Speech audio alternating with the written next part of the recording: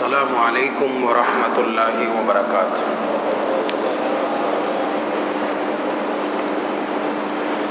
نحمده ونصلي ونسلم على رسوله النبی الحنین المکین الرؤوف الرحیم، اما بعد فاعوذ باللہ من الشیطان الرجیم، بسم اللہ الرحمن الرحیم۔ سیذکر من یخشی ویتجنبها الاشقی الذی یؤتی مالہ یتزکی، الی آخر الآیہ۔ صدق اللہ العظیم، والصلاة والسلام علی اشرف الانبیاء والمرسلین وعلی آلہ وصحبہ وعلماء امتہ وصلحاء ملتہ واتقیاء دینہ اجمعین الی یوم الدین، اما بعد۔ 17 ذی الحج کو پوری دنیا میں تیسرے خلیفہ راشد حضرت عثمان بن عفان رضی اللہ تعالی عنہ کا یوم شہادت منایا جاتا ہے، اور اس لیے منایا جاتا ہے کہ جن جن لوگوں نے اپنی زندگی میں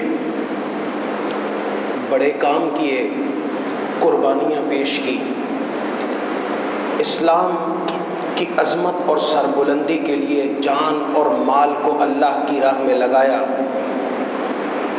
اللہ تعالیٰ نے ان کے نام کو زندہ رکھا ہے اور زندہ باقی رکھے گا۔ ہم اور آپ آج اگر مسلمان ہیں تو اس میں بہت بڑا حصہ کنٹریبیوشن حضرت عثمان غنی رضی اللہ تعالی عنہ کی ان مالی قربانیوں کا ہے جو انہوں نے بے دریغ اسلام کی راہ میں لٹائی ہیں اور پیش کی ہیں۔ اللہ تعالیٰ نے آپ کو 3 بڑی صفات سے نوازا تھا، ایک حیا، موڈیسٹی اور چیسٹٹی، ایک نرمی، لینینسی، اور تیسری بڑی صفت آپ کی سخاوت تھی، آپ سخی تھے۔ اور حیا ایسی تھی کہ حضور علیہ الصلوۃ والسلام ارشاد فرمایا کرتے تھے کہ فرشتے بھی آپ کی حیا سے حیا کرتے ہیں، اور آقا کریم علیہ الصلوۃ والسلام خود بھی آپ سے حیا فرماتے تھے۔ حضور علیہ الصلوۃ والسلام تشریف فرما تھے، انسان ہے جب گھر میں بیٹھا ہو زمین پر یا صوفے پر، حضور علیہ الصلوۃ والسلام کی فرشی نشست ہوا کرتی تھی، تو جب گھر میں ہوتا ہے تو بہت ریلیکس ہوتا ہے، کبھی بٹن بھی کھلا ہوتا ہے، کبھی دامن دایاں بایاں ہوتا ہے، کبھی شلوار کا پائنچہ اوپر نیچے ہوتا ہے۔ حضور علیہ الصلوۃ والسلام بھی بالکل ریلیکس انداز سے تشریف فرما تھے۔ سیدنا ابو بکر صدیق رضی اللہ تعالیٰ عنہ داخل ہوئے، آپ بیٹھے رہے، سلام کیا، وعلیکم السلام، حال احوال پوچھا۔ اس کے بعد حضرت عمر رضی اللہ تعالیٰ عنہ داخل ہوئے، آپ نے جنبش حرکت نہیں فرمائی، جیسے تھے ویسے ہی بیٹھے رہے۔ پردے کی اوٹ سے ام المومنین حضرت عائشہ صدیقہ رضی اللہ تعالی عنہا بھی دیکھ رہی تھی۔ اسی اثناء میں حضرت عثمان غنی رضی اللہ تعالیٰ عنہ کاشانہ اقدس میں حجرہ مبارکہ میں داخل ہوئے۔ جب آپ کے داخلے کی اطلاع ملی تو آقا کریم علیہ الصلوۃ والسلام ایک دم سیدھے ہو کر کے تشریف فرما ہو گئے، اپنا لباس درست کیا، اپنے پائنچے اور پورے لباس کو سیٹ کیا اور پھر بیٹھے۔ جب آئے تو سلام کیا، کافی دیر مجلس چلتی رہی۔ جب مجلس برخاست ہو گئی تو ام المومنین حضرت عائشہ صدیقہ رضی اللہ تعالی عنہا نے پوچھا، اے اللہ کے رسول صلی اللہ علیہ وسلم، حضرت ابو بکر اور عمر جب اندر داخل ہوئے، تشریف فرما ہوئے، تو آپ نے کوئی حرکت نہیں فرمائی، لیکن جیسے ہی حضرت عثمان غنی رضی اللہ تعالی عنہ آئے اور حجرہ مبارکہ اور کاشانہ اقدس میں داخل ہوئے، آپ نے اپنے سارے کپڑے درست فرما لیے۔ آپ نے فرمایا، ہاں اے عائشہ، میں اس شخص سے کیوں حیا نہ کروں جس سے فرشتے بھی حیا کرتے ہیں۔ تو اس لیے جب جمعے کے دن خطبہ پڑھا جاتا ہے، چاروں خلفاء کا نام لیا جاتا ہے، حضرت عثمان غنی رضی اللہ تعالی عنہ کا جب نام نامی اسم گرامی عثمان ابن عفان آتا ہے رضی اللہ تعالی عنہ، تو آپ کی جس صفت کو بیان کیا جاتا ہے وہ کامل الحیاء والایمان، ایمان اور حیا میں اللہ نے آپ کو کامل اور مکمل بنایا۔ جب مسلمان نہیں ہوئے تو تب بھی کبھی کسی بت کے سامنے سجدہ نہیں فرمایا، جھکے نہیں۔ مکہ کا عمومی مزاج تھا، عرب سارے کے سارے پتھروں کو، لکڑیوں کو، سورج کو، ستاروں کو، چاند کو، پانی کو، جس طرح آج ہندوستان میں ہے، یہاں تک کہ گند اور غلاظت میں رینگنے والے کیڑوں تک کو خدا بنا کر کے اس کو پوجا جاتا ہے۔ ہنومان بندر، اس کو پوجا جاتا ہے۔ یہی کچھ مکہ والے تھے۔ وہ جاہلیت قدیمہ اور یہ جاہلیت جدیدہ ہے۔ وہ جاہلیت قدیمہ کے پرستار اور یہ جاہلیت جدیدہ کے وفادار۔ وہ اس شرک اور اس بت پرستی کے بندے اور یہ آج جدید بت پرستی کے والی اور وارث ہیں۔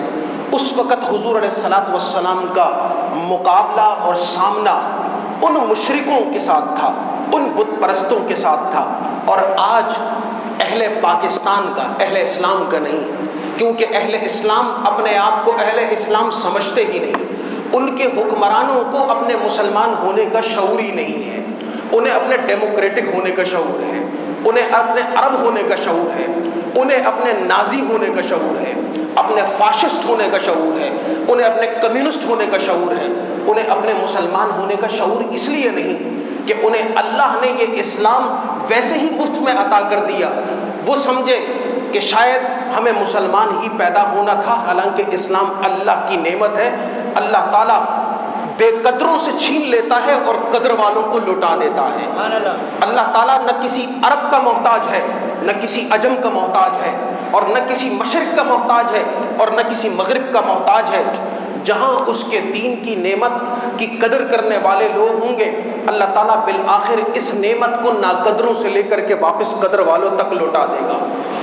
اس لیے مغرب کا باشعور اور اہل علم طبقہ وہ جوک در جوک اسلام کے دائرے میں داخل ہوتا جا رہا ہے، اور عرب دنیا کا وہ طبقہ جن کو اللہ نے ہر دولت عطا کر دی، ہر شے عطا کر دی، ہر نعمت عطا کر دی، تاکہ وہ اسلام کے والی اور وارث بن سکیں، مسلمانوں کے کفیل اور ذمہ دار بن سکیں، امت مسلمہ کے درد کو سمجھنے والے بن سکیں۔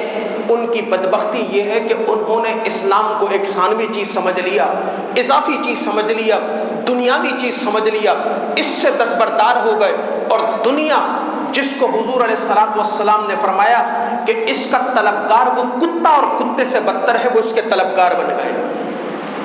تو میں عرض یہ کر رہا تھا، وہ وقت جب سیدنا عثمان غنی رضی اللہ تعالی عنہ ہر طرف اور چاروں طرف اپنے خاندان، اپنے دوست اور احباب کے حلقے میں دیکھتے تھے کہ لوگ بتوں کی پوجا کر رہے ہیں، اور اس میں وہ نائلہ بت کو پوجتے تھے، اور دوسرے اس طرح کے لاکھوں بتوں کی پوجا کرتے تھے۔ کبھی ایک دن غلطی سے بھی کسی بت کے سامنے اپنی پیشانی کو نہیں ٹیکا۔ لوگ شراب پیتے تھے۔ آج امت مسلمہ ان کے ہر بڑے فنکشن کے اندر شراب پی جاتی ہے، اور نام نہاد پڑھا لکھا طبقہ، نام نہاد ترقی یافتہ اپنے آپ کو کہلانے والا اس کو فخر سے پیتا ہے۔ حضرت عثمان غنی رضی اللہ تعالی عنہ کو اللہ نے اس بت پرستی کے ماحول میں اتنا شعور عطا فرمایا تھا کہ کبھی شراب کے کسی گلاس اور جام کو غلطی سے بھی ہاتھ نہیں لگایا. کہیں جام کا دور چلتا تو آپ اس کو ناپاکی، نجاست، گندگی اور غلاظت سمجھ کر کے ترک کر کے اس محفل سے اٹھ جایا کرتے. اس لیے اللہ سبحانہ و تعالیٰ نے آپ کو ایمان کی دولت سے سرفراز فرمایا. اور جب ایمان کی دولت اللہ نے آپ کو عطا فرما دی تو پھر اللہ تعالیٰ نے آپ سے وہ کام لیا کہ قیامت تک وہ سارے کا سارا کام صدقہ جاریہ بن کر کے آج بھی آپ کے لیے آپ کے اکاؤنٹ میں منتقل ہوتا چلا جا رہا ہے. آپ میں سے جن لوگوں نے اسلامی تاریخ کا سرسری بھی مطالعہ کیا ہے انہیں پتہ ہے کہ بیر روما پورے مدینہ طیبہ کے اندر میٹھے پانی کا واحد تنہا اور اکیلا کنواں تھا. یہودی آج بھی پوری دنیا کے اندر مختلف کمپنیوں اور برانڈ کے نام سے پانی بیچ رہے ہیں. یہی یہودی، یہی ان کے آبا مدینہ طیبہ میں تھے اور ان کی ملکیت میں جو کنواں تھا وہ ہمیشہ اس کا جو بکٹ ہوتا تھا اور وہاں سے جو گلاس خریدے جاتے تھے بغیر پیسوں کے کسی کو نہیں دیتے تھے، اور جب پیسے بھی لیتے تو اس کے ساتھ ذلیل کرتے تھے. مہاجرین جو مکہ معظمہ سے آئے تھے تہی دست تھے، فقیر تھے، ان کے پاس پیسہ نہیں تھا. اگر وہ آ کر کے عرض کرتے کہ ہمیں کچھ پانی ویسے دے دیا جائے تو وہ منع کر دیا کرتے. وہ یہودی مالک انکار کر دیا کرتا.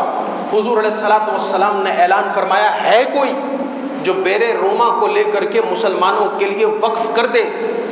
سیدنا عثمان غنی رضی اللہ تعالیٰ عنہ کھڑے ہوئے اور کہا کہ آقا کریم یہ بیر روما اس عثمان کی طرف سے امت کے لیے اور مسلمانوں کے لیے آج کے بعد وقف ہے. اور آپ کے اس صدقے کو اللہ نے ایسے قبول کیا کہ بیر روما مدینہ طیبہ کی جس لوکیلٹی پر واقع ہے آج بھی اس کے چاروں طرف جتنے مزرے ہیں اور جتنی پاسچرز ہیں، جتنی فیلڈز ہیں، وہاں جو کلٹیویشن ہوتی ہے، باغات اگے ہوئے ہیں، اس کا پھل جو کچھ بکتا ہے بازار میں حضرت عثمان غنی رضی اللہ تعالیٰ عنہ کے نام سے وہاں بینک میں اکاؤنٹ کھلا ہوا ہے. وہ سارے کا سارا وقت سے حاصل ہونے والا جو مال ہوتا ہے، آمدنی ہوتی ہے، اس اکاؤنٹ میں جمع ہو جاتا ہے اور جمع ہونے کے بعد رفاہی کاموں میں، فلاحی کاموں میں، دین کی تبلیغ اور دعوت کے فروغ کے کاموں میں وقف ہو رہا ہے اور قیامت تک یہ سلسلہ چلتا رہے گا. اللہ تعالیٰ کی بارگاہ سے آپ کو اجر اور ثواب ملتا رہے گا. آپ جب خیر کا کام کرتے ہیں تو اللہ کی ذات آپ کو بلاتی نہیں. اپنے آپ سے پوچھیں کبھی کوئی چھوٹا سا خیر کا کام کیا ہے آپ نے؟ ہر آدمی کوئی نہ کوئی خیر کا کام کر سکتا ہے، بھلائی کا کام کر سکتا ہے. اور جب خیر کا کام کرتے ہیں تو اللہ تعالیٰ اس کا ذکر قیامت تک پھر باقی رکھتا ہے. یہ جو بڑے بڑے لوگ ہیں، یہ جو بڑے بڑے نام ہیں، ان کے کوئی جسم بڑے بڑے نہیں تھے، ان کا وجود بڑا نہیں تھا، ان کی سوچ بڑی تھی. آپ ہمیشہ اپنی ذات کے دائرے سے نکل کر کے سوچا کریں، امت کے دائرے میں پہنچ کر کے سوچا کریں، دین کے اس عالمگیر دعوت کے پورے دائرے میں سوچ کر کے پہنچا کریں کہ اللہ نے آپ کو ایک نعمت دی ہے. ذہن کی نعمت ہے، عقل کی نعمت ہے، شعور کی نعمت ہے، اسلام کی نعمت ہے، قرآن کی نعمت ہے، ہدایت کی نعمت ہے. کیا آپ اس کا حق ادا کرتے ہیں؟ اور نہیں کرتے تو کوشش کریں، ہمت کریں، نیت کریں، عزم کریں. اللہ تعالیٰ خود مددگار بن کر کے آپ کے اس عمل کو، بلکہ آپ کی اس نیت کو بھی آپ کے لیے صدقہ جاریہ بنا دے گا. اس لیے سیدنا عثمان غنی رضی اللہ تعالی عنہ فیاض تھے اور بہت سخی تھے. موجودہ جو سیریا ہے، شام، اس کے مضافاتی گاؤں سے ایک شخص آیا. حضرت ابو بکر صدیق رضی اللہ تعالیٰ عنہ کی خلافت کا دور تھا. وہ سمجھا یہ ویسے بھی امیر ہیں اور ویسے بھی امیر ہیں، مسلمانوں کے خلیفہ بھی ہیں اور پیسوں والے بھی ہیں. آیا اور کہا کہ حضور میں مقروض ہوں، مجھ پر رحم فرمائیں. آپ ان کو اپنے گھر میں لے گئے. دروازہ بڑا تھا لیکن اندر چٹائی تھی، فقیری ماحول تھا. کہنے لگے میں بظاہر تو پیسوں والا تو میں نظر آتا ہوں، خلیفہ لگتا ہوں، تمہارے ذہن میں آتا ہوگا پیسے بھی بہت ہیں. ایسا معاملہ نہیں ہے. اب میں کاروبار نہیں کرتا، آمدنی کے ذرائع ختم ہو چکے، جو تنخواہ ملتی ہے اس پہ گزر بسر ہو جاتا ہے. تو میں اتنا بتاؤں کہ اگر تم پر کوئی رقم واجب الادا قرض کے طور پر ہے تو تم عثمان غنی رضی اللہ تعالیٰ عنہ کے پاس چلے جاؤ, وہ تمہارا قرضہ اتار دیں گے. کہنے لگے حضرت آپ کی سفارش جا کر کے کر دوں کہ حضرت ابو بکر صدیق نے بھیجا ہے؟ کہا ضرورت نہیں ہے. جو شخص ان کے دروازے پر چلا جاتا ہے وہ کبھی خالی ہاتھ لوٹ کر کے نہیں آتا. وہاں دروازے پہ چلے گئے, دروازہ کھٹکھٹانے لگے تو اندر سے آواز سنی, اور آواز کیا تھی کہ حضرت عثمان غنی رضی اللہ تعالیٰ عنہ اپنے بچوں کو ڈانٹ رہے ہیں. ڈانٹ کس بات پہ رہے ہیں؟ اس بات پر ڈانٹ رہے ہیں کہ یہ تم نے کیا مذاق بنایا ہوا ہے, دودھ کے اندر شہد ڈال ڈال کے پیتے ہو, دودھ بھی میٹھا شہد بھی میٹھا, یہ اسراف ہے, فضول خرچی ہے. فوراً دل میں بات آئی تو بہت بخیل آدمی ہے, انہوں نے تو کہا تھا بہت سخی ہے, لیکن دروازہ پر دستک دی, باہر تشریف لائے. جب تشریف لائے تو کچھ دیر گزر چکی تھی. آ کر کے معذرت کی کہ آپ میرے مہمان ہیں, آتے ہوئے دیر ہو گئی, میں بچوں کو تھوڑا سا سمجھا رہا تھا. کہا فرمائے, بتایا کہ میں شام سے آیا ہوں, پریشان حال ہوں, اور آپ کے پاس اس لیے آیا ہوں کہ جو آپ سے بن پڑے, جو تعاون آپ کر سکیں. کہا نہیں کوئی بات نہیں, آپ اندر آئیں. جب مہمان کو بٹھایا تو مسلمانوں کی یہ روایت ہے کہ مہمانوں کی عزت کی جاتی ہے, یہ بچوں کو سکھایا کریں. دروازہ کھول کر کے اگر مہمان ہو اس کو دروازے سے رخصت کر دینا یہ مسلمانوں کی شان نہیں, مسلمانوں کے آداب نہیں, اخلاق نہیں. بٹھایا اور بٹھانے کے بعد دودھ پیش کیا جس کے اندر شہد ڈلا ہوا تھا. کہا بہت عجیب بات ہے. تھوڑی دیر کے بعد کھجور کا حلوہ بنا ہوا تھا, وہ بھی لا کے رکھ دیا. پھر آ کر کے بیٹھے, پوچھا کہ اب بتائیں کیا مسئلہ ہے. کہا کہ میں مقروض ہوں. کہا اچھا کوئی مسئلہ نہیں. یہ نہیں بتایا کہ کتنے رقم کا قرضہ ہے. تھوڑی دیر گزری, غلام کو آواز دیا کہ تیار ہے. کہا جی تیار ہے. کہا اے میرے مہمان بھائی, بات یہ ہے تم آئے کہ تمہارے لیے اونٹ کے اوپر پورا اونٹ کا سامان تمہارے استعمال کا ہے, اور میں نے اس کے ساتھ ساتھ تمہارے راستے کے لیے زیادہ سفر بھی رکھ دیا, اور اس کے ساتھ ساتھ میں نے تمہاری ضرورت کے پیش نظر 6,000 جو دینار ہیں سلور کوائن وہ بھی تمہیں دے دیے ہیں. اس کے اوپر قرضہ 3,000 دینار کا تھا, اور اس کو دیے کتنے 6,000, اور یہ اونٹ ہے تمہارے سفر کے لیے. اس نے شکریہ ادا کیا. کہنے لگا حضرت ساری بات اپنی جگہ, لیکن یہ اونٹ واپس کون لائے گا وہاں سے, میں جب سفر کر کے اپنے ملک پہنچوں گا. حضرت عثمان غنی نے کہا میں نے اس لیے تمہیں نہیں دیے کہ تم اسے واپس لاؤ یا بھیجو, یہ اونٹ بھی تمہارا ہوا, یہ بھی تمہارا ہو گیا. فیاضی کا یہ عالم تھا, سخاوت کا یہ نمونہ تھا. حضور علیہ الصلوۃ والسلام ایک دن تشریف لائے, ایک جگہ دیکھی اور پسند فرمایا, اور کہا کہ دل چاہتا ہے کہ اس جگہ کو خرید لیا جائے تاکہ صحابہ میں جو اپنے جانور باندھنا چاہیں وہ یہاں آ کر کے اپنے جانور باندھ دیں. آپ اٹھے, روانہ ہونے لگے. حضور علیہ السلام نے پوچھا کہ عثمان کہاں؟ کہا حضور ذرا مالک سے پوچھ تو لوں قیمت کیا ہے. گئے اور تھوڑی دیر کے پاس واپس لوٹ کر کے آئے. حضور نے پوچھا کہ کیا ہوا؟ کہا حضور آپ نے پسند فرما لیا, اور جب پسند فرما لیا تو کون سا مال اور کیسا مال, جو اس نے مانگا میں نے دے دیا, اب یہ آپ کا ہوا. اور عثمان کا سارا مال آپ کے قدموں پر, آپ کی عزت پر, آپ کے ناموس پر, آپ کی ذات پر قربان ہے. عثمان کا وہ مال کس کام کے جو آپ کے کام نہیں آ سکا. مسلمان کا حقیقی مال وہ ہے جو اس نے اللہ کی رضا, اس کے محبوب کی رضا کے واسطے خرچ کر دیا, اور اس کے ذریعے سے اس نے رب کی رضا کو خرید لیا. اولاد پر بھی لگائیں, ہر طرف جائز خرچہ بھی کریں, لیکن کبھی اللہ اور اس کے رسول کی مت کو نہ بھولیں کہ جو مال اللہ اور اس کے رسول کے لیے لگ جاتا ہے اللہ تعالیٰ اسے امر فرما دیتا ہے, وہ زندہ رہتا ہے, وہ باقی رہتا ہے, قیامت تک اس کا صدقہ اور صدقہ جاریہ کے طور پر اجر آپ کو واپس پلٹ کر کے ملتا رہتا ہے. سیدنا عثمان غنی رضی اللہ تعالیٰ عنہ ہماری تاریخ کا جھومر ہے, ہماری تاریخ کی عزت ہیں، ہماری تاریخ کا ناموس ہیں۔ ہمیں چاہیے کہ آپ کی حیات طیبہ اور دوسرے اپنے اسلاف کی حیات طیبہ اس کو خود بھی پڑھیں۔ تعالیٰ ہم سب کو سیدنا عثمان غنی رضی اللہ تعالیٰ عنہ کی طرح حیا، فیاضی اور نرم دلی کی صفات سے بہرہ مند فرمائے۔ آمین وما علینا الا البلاغ المبین۔